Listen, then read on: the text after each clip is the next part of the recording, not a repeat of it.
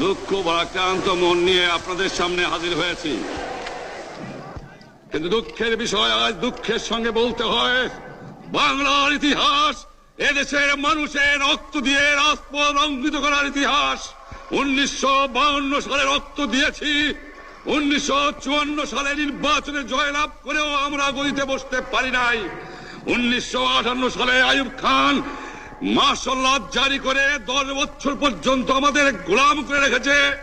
1967 সালে 6 দফার আন্দোলনের 7ই জুনে আমার ছেলেদের গুলি করে হত্যা করা হয়েছে। জনাব ইয়াহিয়া খান সাহেব, আপনি পাকিস্তানের প্রেসিডেন্ট, কি করে আমার